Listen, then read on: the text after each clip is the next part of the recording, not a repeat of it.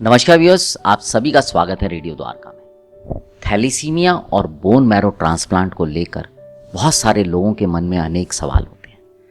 तो आपको अगर उन सभी सवालों के जवाब चाहिए तो वो सारे प्रश्नों के उत्तर आपको यहाँ इस सीरीज में मिल जाएंगे। आपके सामने QR कोड है, अगर आप इसको स्कैन करेंगे तो आप जितने भी आपके थैलीसीमिया और बोन मैरो ट्रांसप्लांट को लेकर प्रश्न होंगे वो उनके उत्तर आपको करीब करीब मिल जाएंगे। और इन सभी प्रश्नों के उत्तर दे रहे हैं एक जाने माने डॉक्टर गौरव खारिया। डॉक्टर गौरव खारिया अपोलो हॉस्पिटल में हैं। डॉक्टर गौरव क्लिनिकल लीड हैं centre for bone marrow transplant और सेल्यूलर थेरेपी के, सीनियर कंसल्टेंट पैडियाट्रिक हेमाटोलॉजी, ऑन्कोलॉजी और इम्यूनोलॉजी के हैं और सर के पास बहुत लंबा एक्सपीरियंस है। डॉक्टर गौरव खारिया, मैं जितना समझा हूँ मुझे लगता है थैलीसीमिया में बहुत बड़ा रोल होता है जागरूकता की कमी होना, चाहे वो ऊपर के तबके के लोग हों चाहे नीचे के तबके लोग। लेकिन फिर भी मुझे ऐसा लगता है कि क्योंकि आप रोज़ इस तरह के मरीज़ों को देखते हैं, तो आपके पास जो लोग आते होंगे उनमें से बहुत सारे लोग शायद ऐसे आते हों जिनके पास BMT के लिए बाकी सब कुछ तो है, पर शायद जो सबसे इम्पॉर्टेंट चीज़ है धन, वो मिसिंग है। तो क्या इस तरह के जो लोग आते हैं जिनकी ज़रूरत पैसा है या जिनके पास मैं कहूँगा कि पैसा नहीं है, उनके लिए कुछ तरह की सहायता, चाहे वो गवर्नमेंट की स्कीम्स हो या कुछ और, जो आप कर पाते हैं लोगों की? जी, again a very important aspect you have touched. इलाज है बट अगर उसके रिसोर्सेज नहीं है द ट्रीटमेंट इज मीनिंगलेस, है ना। तो the objective is that the treatment should be available and the resources to avail the treatment should also be there. Then only the purpose is fulfilled in a holistic manner. पांचों उंगलियां बराबर नहीं होती और हमारे देश में बहुत सारे ऐसे बच्चे, thalassemia is a ubiquitous problem.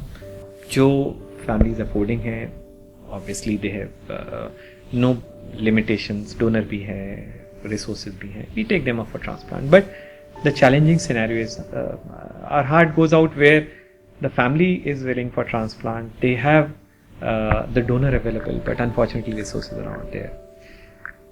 ऐसे में हमारे देश, I mean we are blessed to be in a country where government and various PSUs have taken some phenomenal measures to support these patients through various CSR activities.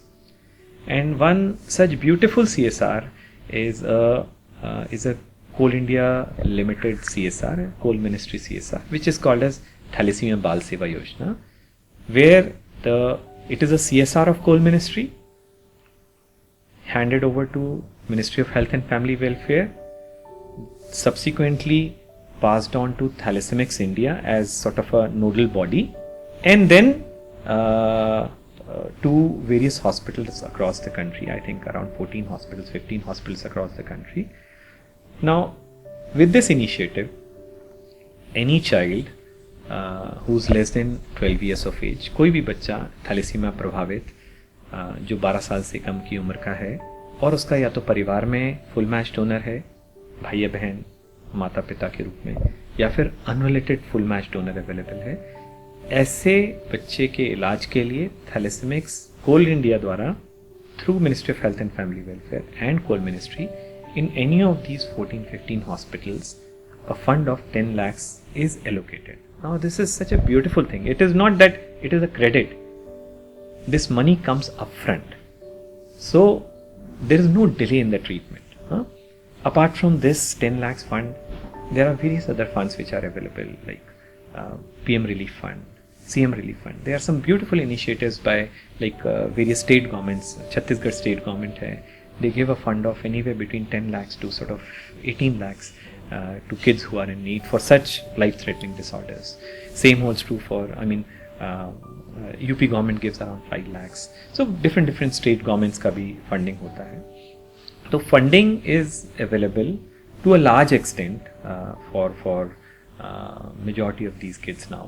And apart from that, we have few more sort of very generous donors who are ready to pitch in whenever there is required. So I would say any child who has a full match donor at less than 12 years of age, funds is definitely not a challenge in today's day and age, because we have different sources from where we can get funds to the tune of 60% to almost 100%.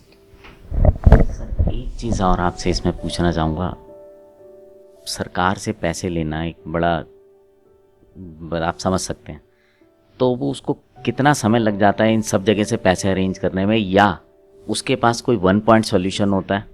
तो यही मैंने आपको बताया, this is a very different CSR and a very beautiful CSR. मतलब यही लगता है कि किसी को आप बोलो कि यहाँ से पैसा आ सकता है, कोल मिनिस्ट्री. अब कोल मिनिस्ट्री तो मतलब कोल मिनिस्ट्री इज़ लाइक कहाँ जाएंगे, किससे अप्रोच करेंगे. बट इतना अच्छा सिस्टम बनाया है coal ministry, ministry of health and family welfare and thalassemics India ने, कि this is all digital. Patient doesn't need to go anywhere. Patient का 1 point contact is the coordinator in that particular hospital. हमारे यहाँ जैसे हिमशिखा जी हैं. So 1 point contact is Himshikha. Himshikha will take all the documents from that particular family, जिसमें कि आधार card है, बच्चे का प्रमाण पत्र है, आय प्रमाण पत्र है, थैलेसीमिया की जांच है, फेरिटिन की रिपोर्ट है, जो भी लेटेस्ट हो 8-10 डॉक्यूमेंट्स का सेट होता है, वो उनको सबमिट करेंगे. उसका एक डॉकेट बना के जो कोऑर्डिनेटर हैं वो पोर्टल में सबमिट करेंगे. It's online portal. Online portal में ऐसा नहीं है कि वो हो गया एक बार तो 6 महीने आज साल भर बाद होगा. Every month there is a meeting of experts, like there are 7 experts across the country. I am also one of the expert who goes through these cases and approves the cases कि yes, this child is eligible for this particular scheme.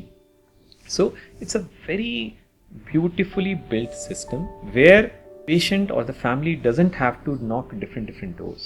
They have to just knock one door, and that is the center specific coordinator. That's the 1 point contact. So this is for Thalassemia Bal Seva Yojana. Secondly, for Prime Minister Relief Fund, again the system is a little bit different here because they have to directly go to PMO and submit the documents. Again, that's also not at all difficult. PMO में जाके physically अपने documents submit कर देते हैं. And I have hardly seen a patient जिसको वहाँ से fund नहीं आता है. It usually takes around 8 weeks to 12 weeks. So if you have a eligible patient in today's time, within 12 weeks we get all these necessary resources. Fortunately, thalassemia is not a disease जहाँ पर emergency है, इसलिए हम अगर, और वो 12 हफ्ते का में समय चाहिए भी रहता है उस बच्चे को अच्छे से प्रिपेयर करने के लिए ट्रांसप्लांट के लिए. Having said that there are some disease like severe aplastic anaemia, जिसके लिए भी थैलेसीमिया बाल सेवा योजना है, वहाँ पर we get a fast track approval within 7 days. So it's a very beautiful system. As I said, funds used to be a challenge, but nowadays with all the schemes, government schemes, PSUs, CSR initiatives, and also very importantly the commitment of the hospitals, जो भी 14-15 hospitals panelled हैं, इन्होंने सारे बहुत committed तरीके से हैं और they are very happy to support this CSR. Yes, it gives them less funds as compared to the transplant, but as a CSR sort of initiative of the hospital also, कि भाई ये हम करेंगे and we'll do it at a reduced cost. So it's a holistic kind of a support which we get for these patients, and it has helped us in a big way, and it is very satisfying, not only for me but for all of us, to help as many patients as possible in need. मतलब ये है कि अगर किसी के पास पैसे की वजह से ऐसा नहीं होगा कि उसके बच्चे का इलाज नहीं होगा. In today's day and age, अगर कोई बच्चा एलिजिबल है, उसके पास डोनर है, परिवार में डोनर है, भले ही पिताजी फार्मिंग करते हों, रिक्शा चलाते हों या किसी MNC में मैनेजर हों, हर बच्चे का उसी क्वालिटी का इलाज उसको मिलेगा इर्रिस्पेक्टिव ऑफ द फंड्स. बहुत बहुत धन्यवाद सर आपका समय देने के लिए, जानकारी देने के लिए. तो व्यूअर्स, ये आप सबकी भी जिम्मेदारी है कि अगर आप किसी ऐसे परिवार को जानते हैं जो कि थैलेसीमिया से जूझ रहा है और उसके पास इतना समर्थ नहीं है कि वो अपने बच्चे का इलाज करा सके, तो मैं आपसे निवेदन करूंगा कि उसको ज़रूर बताएं, इस स्कीम के बारे में बताएं, इस कार्यक्रम को साझा करें ताकि वो अपने बच्चे का इलाज करा सके. तो व्यूअर्स, अगर आप इसको सुन रहे हैं तो आप QR कोड को स्कैन कीजिए, पूरी सीरीज सुनिए, और हमने कुछ नीचे कॉन्टैक्ट नंबर दिए हैं डिस्क्रिप्शन बॉक्स में, और साथ ही साथ एक ईमेल ID है जिस पे कि आप अपने इस विषय से जुड़े किसी भी प्रश्न के बारे में जानकारी ले सकते हैं, उत्तर ले सकते हैं। आपसे निवेदन करूंगा कि इस कार्यक्रम को और ज़्यादा से ज़्यादा लोगों तक साझा करें ताकि जागरूकता बढ़े, क्योंकि जागरूकता ही एकमात्र बचाव है इस बीमारी से। और जितने लोग इससे बच सकते हैं, जैसा कि सर ने पहले एपिसोड में बताया था कि इस मिशन जो है वो ये है कि इसको समाप्त किया जाए हिंदुस्तान से, आप भी उस मिशन में जुड़िए, साथ दीजिए और लोगों की मदद कीजिए। अब आपसे विदा लेते हैं, जुड़े रहें रेडियो द्वारका के साथ।